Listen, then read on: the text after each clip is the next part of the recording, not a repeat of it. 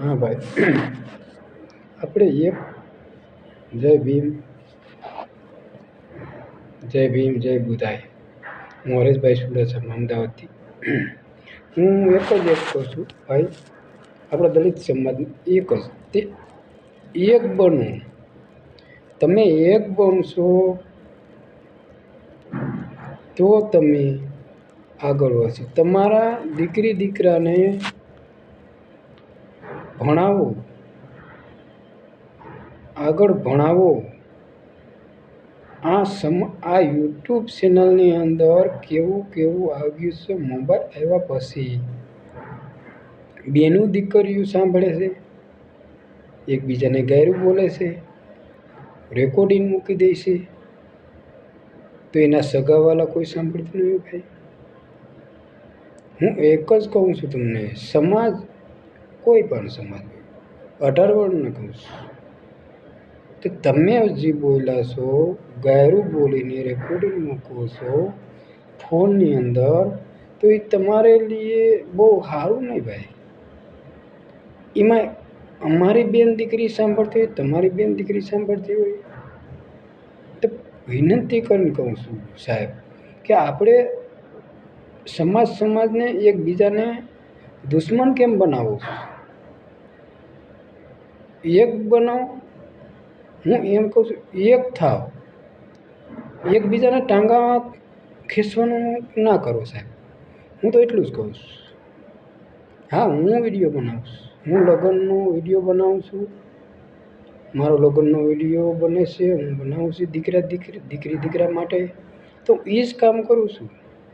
કેમ કે મને થોડુંક એવું થયું મનની અંદર, તે આ સમાજને સુધરવું જોઈએ ભાઈ. પહેલાં તે આપણે બાપ દાદા પાસે ખાવાના નહોતા ભાઈ, બરાબર? તો ગુલામી કરતા. હવે ગુલામીથી તમે આઝાદ થઈ ગયા છો, તો તમે સુધરો, બીજાને સંસ્કાર આપો. તે આ રીતનું તમે ગાયરું ના બોલો, બરાબર છે? તમારા નાના બાળકો પાસે ફોન હોય, તમારી નાની દીકરી પાસે ફોન હોય, એ સાંભળે તે મારા પપ્પાનો આમાં વિડીયો આવ્યો તો શું એના સંસ્કાર તમારામાં જ આવે ભાઈ? શું કારણે તમે એવી રીતે શું કરો છો? તમે ભાઈ એક જ હું એમ કહું છું, દલિત સમાજ હોય તો કોઈ બી વરણ 18 વરણ ન હોય. તમે યુટ્યુબ ચેનલની અંદર પૈસો બનાવવા માટે તમે આ કરો છો કાર્ય સાહેબ? આ કોઈ સારું નથી ભાઈ, બરાબર છે?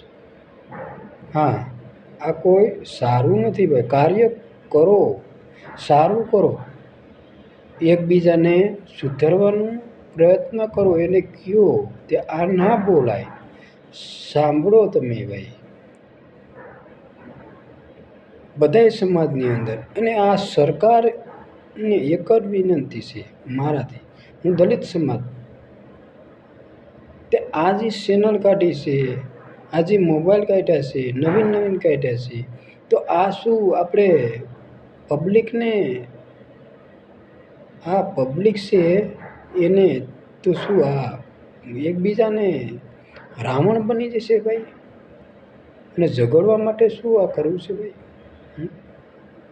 હું એટલું જ કહું છું, સમાજની અંદર એક તમે ઘેરે સવારમાં એક ફોન ખોલીને જોવો એટલે પરબારો જ તમારી ઉપર રેકોર્ડિંગ આવે એટલે સાંભળે. બેન તે દીકરી તે માં આપણી સાંભળે. તો માં કે માને અમે જ ગાયરું બોલતા હોય, એકબીજા શબ્દો ગાયરું બોલતા હોય, અને એ સાંભળે તો એને કેટલો અભ્યાસ થતો છે, કેવું એને મનની અંદર થતું છે. આ કેવા લોકો હોય છે? તો પેલા આપણા બાપ દાદાને જમાનામાં જે હતું એ બધું સુધરી ગયું છે. ધીરે ધીરે સુધારો આવ્યો છે. તો એક કરો ને ભાઈ, તે સુધારો તમે લોકો લઈ આવો, એટલી વિનંતી છે મારી, બરાબર છે? અને હું એમ નહીં કહેતો કે ભાઈ હું દલિત સમાજમાંથી છું, હરેશભાઈ સુડાસામાં અમદાવાદ, બરાબર છે? હું લગ્ન પ્રસંગનો લગ્ન બેન દીકરીઓને એકબીજાના દીકરી દીકરાના લગ્ન પ્રસંગનો હું વિડીયો બનાવું છું. અને હું જ અપલોડ કરું છું. એવું નથી કે મારામાં મને એમ થયું, મનની અંદર એમ થયું કે હું કંઈક પણ વિડીયો બનાવી સારો અને હું મૂકું તો માણસને થોડુંક એમ થાય મનની અંદર તે આ ના કરવું જોઈએ. થોડુંક સુધારો લઈ આવો ભાઈ. આહિર સમાજ હોય, કોઈ દલિત સમાજ હોય, કોરી સમાજ હોય, પટેલ સમાજ હોય, બધે સમાજને લાગુ પડે સાહેબ. હું એમ નથી કહેતો, બધે સમાજને હું કહું છું, એક સમાજને નથી કહેતો સાહેબ. વિનંતી કરીને, પ્રાર્થના કરીને એમ કહું છું કે ભાઈ એકબીજાને તમે ગાયરું બોલી અને તમે રેકોર્ડિંગ મૂકો છો એ બંધ કરો.